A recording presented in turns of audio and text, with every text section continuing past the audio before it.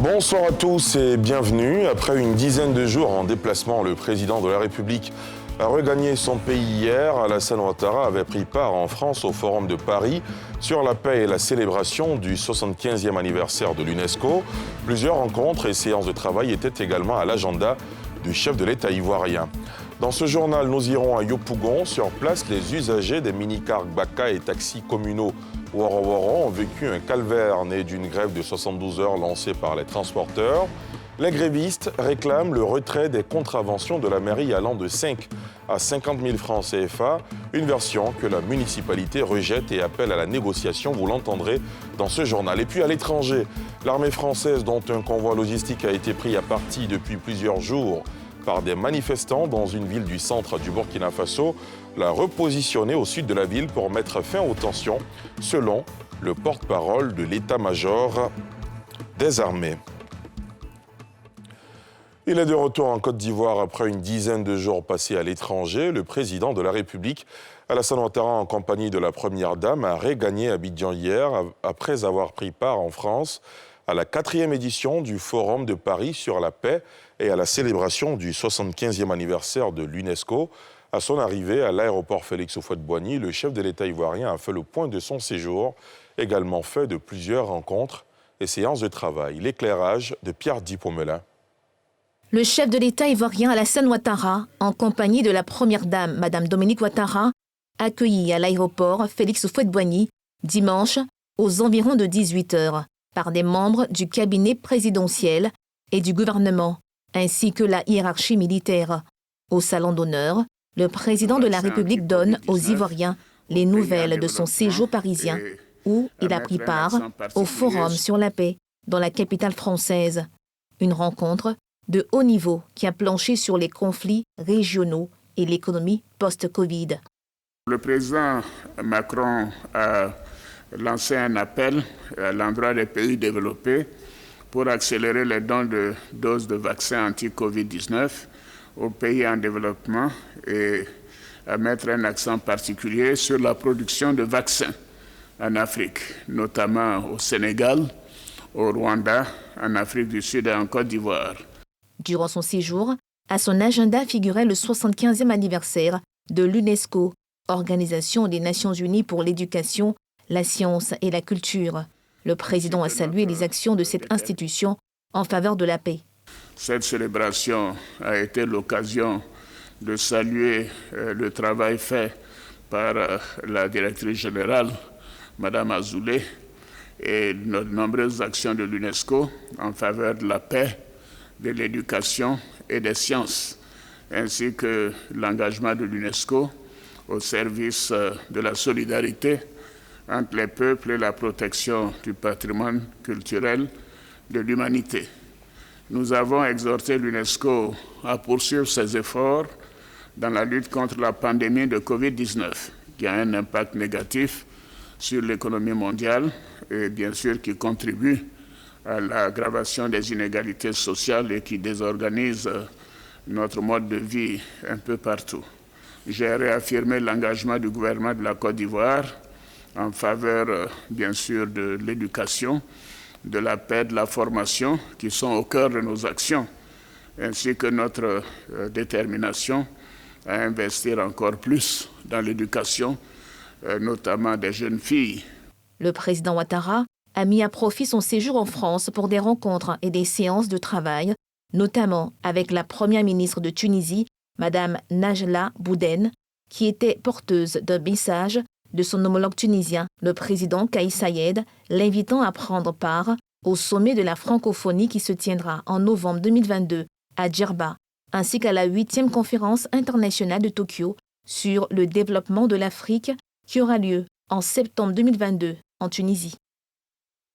Intéressons-nous maintenant à la session internationale de réflexion stratégique qui a démarré ses travaux ce lundi à l'initiative de l'IESD, l'Institut d'études stratégiques de défense, armée africaine et sécurité intérieure, état des lieux et enjeux pour le développement. C'est le thème de cette 5e édition. 25 pays africains et européens sont en Côte d'Ivoire pour participer à cette activité qui s'étendra sur 5 jours à Cocody en vue de trouver des stratégies de défense dans un contexte où les armées sont beaucoup sollicitées face aux menaces de plus en plus grandissantes. Brice Niawa, Arona Zeba. Plus de 70 auditeurs, dont 40 internationaux et 30 nationaux, étaient au Palm Club pour participer à la cérémonie d'ouverture de la session internationale de la réflexion stratégique. Placée sous le thème « Armée africaine et sécurité intérieure », état des lieux et enjeux pour le développement, cette 5e édition se veut un cadre d'analyse et de renforcement des capacités des participants, notamment des forces armées africaines, en matière de réflexion stratégique sur la sécurité intérieure de leurs États. C'est de faire en sorte que l'Afrique puisse parler d'une seule voix sur les questions de défense et de sécurité. Et c'est de faire en sorte que aussi l'Afrique puisse développer une pensée stratégique propre à l'Afrique. Ça veut dire quoi? Ça veut dire qu'aujourd'hui, on se dit que la question de l'implication des armées dans la sécurité intérieure sont une problématique internationale. Donc l'enjeu aujourd'hui, c'est d'avoir une ligne commune d'un point de vue de l'Afrique pour pouvoir faire des recommandations à l'échelle internationale. Initiée par le ministère d'État, ministère de la Défense à travers l'IESD, Institut d'études stratégiques et de défense, cette rencontre mettra à la disposition des auditeurs des outils de décryptage et des clés d'analyse relatifs au rôle des armées africaines dans la gestion de la sécurité intérieure, un facteur clé dans le développement d'un pays. Le développement, en effet, est la finalité de tout ce que nous faisons. Fournir de l'éducation, fournir des soins, fournir de l'eau, fournir des infrastructures aux populations. Les armées sont un outil au service de cette finalité. Pendant 5 jours, vous avez l'opportunité de faire l'inventaire de la contribution des armées à la gestion des questions de sécurité intérieure avec réalisme. Les réflexions doivent prendre en compte les contours juridiques de la participation des armées à la sécurité intérieure, les défis, les enjeux et les limites des missions des forces de sécurité intérieure en Afrique. Ces travaux ont démarré ce lundi 22 et ils se poursuivront jusqu'au 26 novembre prochain. Cette année, ce sont 25 pays africains et européens qui participent à cette session annuelle. Dans l'actualité politique, plus d'un mois après son congrès constitutif et la mise en place de ses organes, le PPACI, le Parti des peuples africains Côte d'Ivoire, a tenu son premier secrétariat à Cocody en présence de son leader Laurent Gbagbo, une rencontre au cours de laquelle ont été présentés les éléments d'identification du parti, notamment le logo officiel et le bulletin d'adhésion. À l'occasion, le PPACI a réitéré son appel aux populations à participer au recensement général de la population. Salif Yalekwe, Eric Kimon. 2 mains croisées dans un cercle inscrit sur une carte de l'Afrique. 2 couleurs, le bleu cyan et le blanc. Tels sont les éléments d'identification du Parti des peuples africains Côte d'Ivoire, PPACI, présenté ce lundi par le secrétaire général, Damana Picasse, au cours de la toute première réunion officielle présidée par son président, l'ex-chef de l'État Laurent Gbagbo. Pour sa part, le président de ce parti d'opposition a engagé ses troupes au travail, toute chose qui donnera un succès et une meilleure implantation du PPACI. Le principal message que je veux lancer, c'est de se mettre immédiatement au travail. Un parti qui n'existe pas sur le terrain n'est pas un parti. Nous avons réussi à mettre à peu près 75% de jeunes dans les organes que nous avons constitués. Les jeunes ne signifient pas la mort des vieux. Par ailleurs, le PPACI a exhorté ses militants à recevoir les agents dans le cadre du 5e recensement général de la population et de l'habitat de Côte d'Ivoire, qui demeure un outil de développement, à en croire ses responsables. Toutefois, ce parti invite le gouvernement à proroger la date de clôture de l'opération prévue dimanche prochain pour un succès de la dite opération. Sur 278 membres du secrétariat général attendu, 270 ont répondu présents à cette réunion, 8 membres étant excusés. Nous prenons maintenant la direction de la commune de Yopougon. Sur place, les usagers des mini-cars Gbaka et taxis communaux Wara ont vécu un calvaire ce lundi. Une situation inconfortable née d'une grève de 72 heures lancée par les transporteurs. Les grévistes réclament le retrait des contraventions de la mairie allant de 5 à 50 000 francs CFA. Des montants jugés exorbitants et perçus comme une forme de racket par les transporteurs. Une version que la municipalité rejette et appelle à la négociation. Un reportage de Thiemé Dandje et Fulgence Kissiedou. Yopougon, Carrefour, Siporex. Dans les rues de cette porte d'entrée de la plus grande commune du pays, pas de mini-cars Gbaka et de taxis communaux. Privés de leurs moyens habituels de déplacement, les usagers sont contraints d'attendre les autobus ou de marcher. Les plus impatients, eux, doivent se plier à la surenchère pour vaquer à leurs occupations. À jamais 1000 francs, parce que les corps habillés nous fatiguent trop. Surtout la police municipale. Un Gbaka, on te prend, on dit faut payer papillon 30 000, 50 000. C'est pas normal. Depuis cette base, où ils se sont retranchés, les meneurs coordonnent le mouvement. Peu après, c'est la descente sur le terrain. Destination, Carrefour, sapeurs-pompiers. Sur place, des taxis hors trafic, au désarroi des usagers. Maintenant, ils voulaient passer au palais, on m'a dit 1500, on a laissé. Cela marche. Mais 1500, c'est trop. Ici, palais, 1500. Sapeurs-pompiers, palais. Donc, ça ne m'arrange pas. Il n'y a pas de Gbaka. On marche pour venir, ça ne nous arrange pas. Depuis le matin. D'habitude, on prend les Gbaka ici. Aujourd'hui, on va s'arrêter, il n'y a pas de Gbaka, il n'y a personne. La ville est un peu calme. Au palais, là, ils vont te parler de 1500, 2000. Nous, ça ne nous arrange pas. Sur les lieux, ce chauffeur gréviste se lâche. La mairie de Yopougon, on nous donne une contravention de 5 000, de 15 000, de 30 000, jusqu'à ça va au moins de 50 000. Et alors on demande, mais qu'est-ce qui se passe au juste? Nous sommes les débrouillés sur la route. Et depuis une année, que ceux qu'on connaît sur la route, c'est la police. Et à notre grande surprise, c'est la mairie maintenant qui nous poursuit. Ils ont les motos et ils nous poursuivent partout. On ne peut pas descendre client, on ne peut pas prendre client. Vraiment, arrivé un moment, tu fais la recette de 14 000. Tu vas faire le plein de 20 000. C'est combien tu vas avoir dans ta main et puis aller à la maison. On ne sait même pas où on va s'arrêter pour prendre les passagers. On ne sait pas où on va s'arrêter pour les descendre. Tu gares ici, c'est l'argent.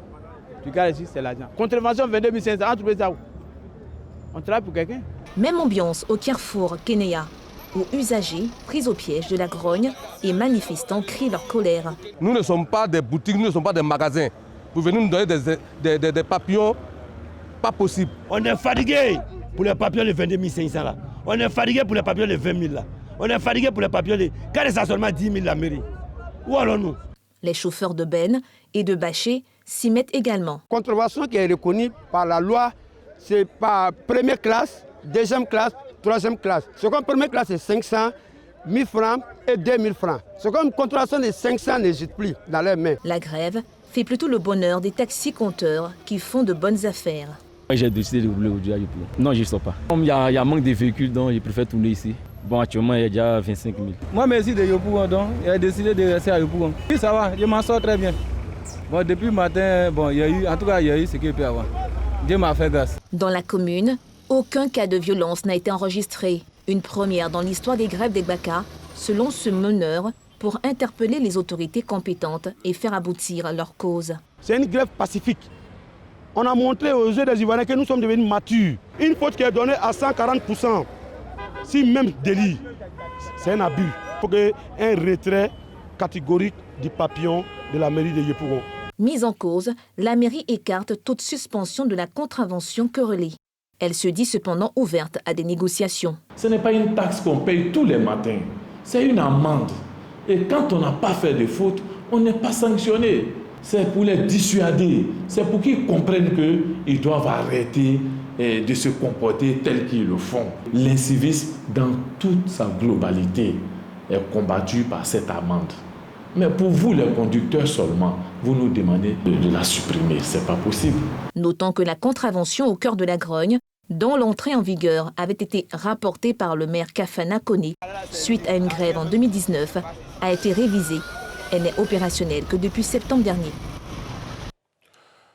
Nombreux sont ces étudiants qui rêvent de poursuivre leurs études dans les universités françaises par le canal de l'agence Campus France. Pour beaucoup, l'Europe regorge des établissements de qualité et assure une meilleure formation. Cette année, la campagne de candidature auprès des universités publiques pour l'année académique 2022-2023 a débuté depuis le 1er octobre dernier. Certains étudiants qui ont candidaté l'année précédente y sont déjà. D'autres espèrent juste que leurs rêves deviennent réalité. C'est un sujet de Jean-Michel Quadio et Mathieu Rimbadé. Coco Diangré. Guy Hervé est un étudiant en ressources humaines et communication. Depuis la classe de 3e, il souhaite poursuivre ses études en Europe, un vœu motivé par d'autres camarades qui y ont fait leurs études. Cette année, après l'obtention de son BTS, Hervé veut passer à l'acte. Il prépare un dossier pour intégrer une université française par le canal de l'agence Campus France. Après l'obtention de mon BTS en RH-Com, j'ai suivi la procédure normale qui est Campus France. Et là, je viens de remplir le formulaire pour pouvoir étudier en France dans une bonne école. Une fois en France, je désire faire la communication institutionnelle. Pour moi, la communication institutionnelle est une filière d'avenir. Je compte passer au maximum 3 ans en France et après ça, revenir servir au pays. Campus France nous facilite d'abord le visa, mais avant ça, il nous trouve d'abord une école. Et lorsqu'il nous trouve cette école-là, il nous met directement en échange avec les responsables de cette école. Du coup, c'est plus facile pour nous, étudiants, de pouvoir migrer légalement en France. La destination France pour des études supérieures à travers Campus France est de plus en plus une attraction pour les Ivoiriens. Amadou Diaby y est depuis quelques mois. Il est étudiant en master de communication publique et des médias à l'Université de Grenoble, Alpes. Parti au mois d'octobre dernier pour 2 ans de formation, il est exonéré des frais de scolarité et payera seulement un forfait de 332 €, soit 217 460 francs CFA par an. Mais les charges du séjour étudiant, logement, transport, restauration restent à ses frais. Je découvre de nouvelles choses et des choses qui pourraient m'être utiles dans le cadre de mon projet professionnel. Il y a beaucoup plus de pratique. On fait 25% de théorie et 115% de pratique. Et ça fait que même si vous n'avez pas de prérequis, la pratique fait que vous, après un module de 30 heures ou 40 heures, vous pensez que vous avez déjà le niveau, quoi. Le principal inconvénient, c'est que il n'y a pas véritablement un suivi parce que vous êtes un peu livré à vous-même. Il n'y a pas de conseiller pour vous guider dans tel ou tel choix. Comme lui, Kambou Angela est étudiante à l'université Jean Monnet de Saint-Étienne en administration publique. Elle a souhaité étudier en France parce qu'elle était à la recherche d'une formation futuriste et pragmatique. L'avantage pour moi a été de pouvoir accéder à la formation comme je l'espérais. Et comparément aux autres pays développés, le coût de la formation en France est plutôt accessible. Il est permis aux étudiants d'avoir des jobs étudiants 20 heures au moins par semaine. Je suis satisfaite de ma formation. J'estimais que ici, j'aurais les moyens plus adaptés, j'aurais plus de chances. En 2017-2018, la France a accueilli 8085 étudiants ivoiriens, dont 44,7% d'étudiantes. 5 946 inscrits à l'université, 984 en école de commerce, gestion et vente, 292 en école d'ingénieur et 863 dans les autres écoles. Pour terminer, à l'étranger, l'armée française, dont un convoi logistique a été pris à partie depuis plusieurs jours par des manifestants dans une ville du centre du Burkina Faso, l'a repositionné au sud de la ville pour mettre fin aux tensions, selon le porte-parole de l'état-major des armées. La précision de Yeli Traoré. Au moins 4 personnes ont été blessées samedi à Kaya, principale ville du centre-nord du Burkina Faso, où des manifestants s'opposent depuis jeudi au passage d'un important convoi. logistique de l'armée française en transit vers le Niger voisin. Ce convoi d'une 60aine de camions et d'une centaine de militaires français partis d'Abidjan se dirige vers Niamey, puis Gao, au Mali. Le Burkina n'étant qu'un simple passage vers sa destination finale. Les poings en l'air, les manifestants ont entonné l'hymne national burkinabé face au convoi français. Ici, nous, ils transportent quoi, ils amènent quoi, chaque fois ils partent vers le Sahel. C'est que nous, on veut là. Aujourd'hui, là, ils ne vont pas passer, même si c'est pas aujourd'hui, même si on va faire deux mois ici, là. Nous, on est calés, on ne va pas bouger.